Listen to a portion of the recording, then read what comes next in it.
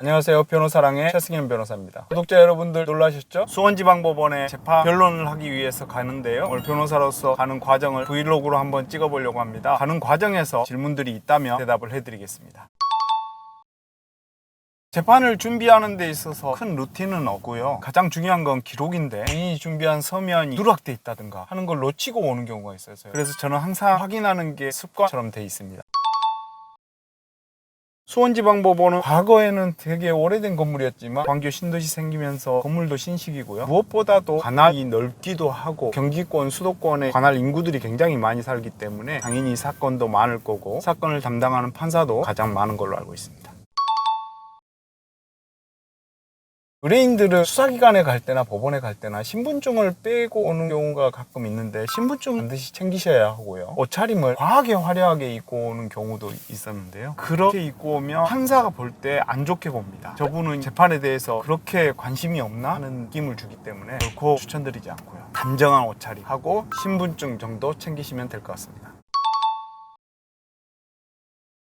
오늘 출석하는 사건은 형사 항소심 재판인데요. 의뢰인이 몰래 카메라 촬영한 사건으로 재판 중에는 불구속 상태에서 재판을 받았지만 1심에서 실형 선고를 받고 항소하면서 형을 감형받고자 저희에게 사건을 의뢰하였고요. 저희는 항소심에서 변화를 줄 수 있는 양형 자료들을 모으고 있고 오늘은 그 첫 재판이 되겠습니다.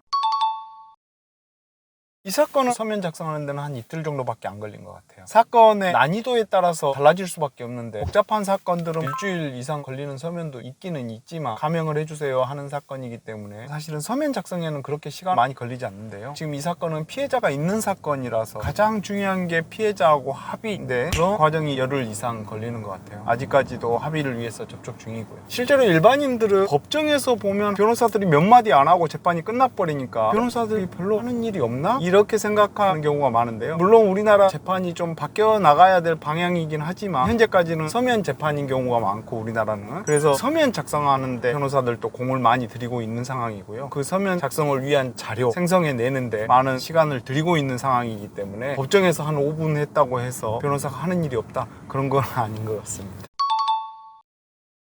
대부분의 사건은 수행 변호사 단독으로 가는 경우가 많습니다. 이 사건인 경우에는 제가 직접 출석을 하고 수행을 하기를 원했기 때문에 제가 직접 나가는 경우가 되는 거고요. 중요한 사건인 경우에는 소속 변호사님하고 저하고 같이 가는 경우도 가끔 있기는 합니다.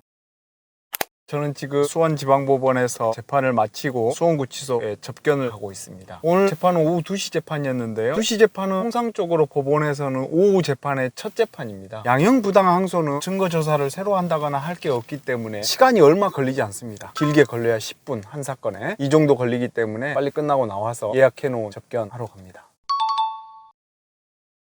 지금 접견 가는 의뢰인은 리딩방 사기 중에 투자자들을 유인하는 역할을 했던 의뢰인입니다. 1심 재판을 기다리고 있는 상황이고요. 그 의뢰인을 만나서 재판 진행에 관해서 어떤 취지로 변론을 하고 어떤 방향으로 나아갈지 의논을 하기 위해서 접견을 하러 갑니다.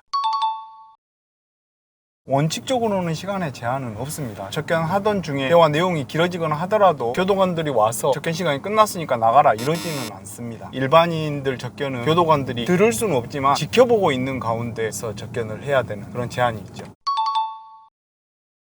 보통은 혼자서 방문을 하죠. 복수의 변호인들이 접견을 하려면 복수로 신청을 해야 돼요. 대부분 맡은 사건이 있고 그 맡은 사건 처리하기 바쁜 상황이라서 내가 맡은 의뢰인이며 내가 신청해서 오는 경우가 많으니까 혼자 오는 경우가 많죠. 변호사로서 오는 접견이 가장 횟수는 많죠. 물론 검사 때도 접견은 아니지만 교도소나 구치소에 온 적이 있긴 있습니다. 검사 때 오는 경우는 징역형의 실형을 받거나 하면 교도소에 수감해라 이런 지휘를 하게 되잖아요. 그걸 형 집행지휘라고 하는데요. 그 형 집행지휘를 공판검사가 대부분 하도록 되어 있습니다. 예를 들어서 수감 생활을 하던 중에 질병이 생겼다든가 하는 경우에 형 집행정지 신청을 하는 경우가 있습니다. 그러면 어느 정도의 상태인지를 눈으로 직접 확인하는 절차를 거치게 됩니다. 그런 경우를 임검이라고 합니다. 그래서 검사 때는 임검 때 보통 그렇게 가고요. 판사 때는 갈 일이 거의 없습니다. 판사가 형을 선고를 하고 그 집행이 어떻게 이루어지는지에 관해서 한 번쯤 간 적은 있는데요. 판사가 교도소나 구치소를 감독하거나 그런 절차는 없습니다. 저는 춘천, 경기, 강원 이 정도는 그냥 제 차를 가지고 가기 때문에 스케줄 관리라는 게 있고요. 만약에 목포, 포항 이런 경우는 KTX나 버스 이용하는 경우가 있는데 직원들이나 변호사들하고 소통하는 망이 있는데 사건 내용에 관해서 어떻게 처리해야 될지 이런 내용들을 체크해가면서 그 안에서 결제도 하고요. 그렇게 관리합니다.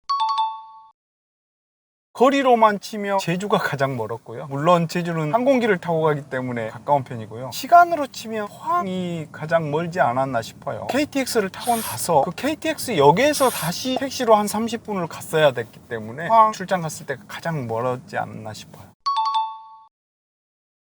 주로 미드를 본다든가 그런 걸로 풉니다. 범죄 수사물을 많이 보는데 법의와 관련해서 바디오 프루프라는 미드를 재밌게 봤습니다. 오늘은 수원지방법원 그리고 수원구치소 가는 제 일상을 한번 보여드렸는데요. 어떠셨는지 모르겠습니다. 변호사들이 사무실에 딱딱하게 계속 앉아만 있거나 법정에 가서 그냥 변론만 하고 그게 변호사들 일상의 전부는 아니고요. 필요에 따라서 교도소나 구치소에 접견도 가고 재판 준비도 하고 수사 준비도 하고 일상 속에 많은 과정들이 있다는 걸 알아주셨으면 좋겠습니다. 지금까지 변호사랑의 최승현 변호사였습니다.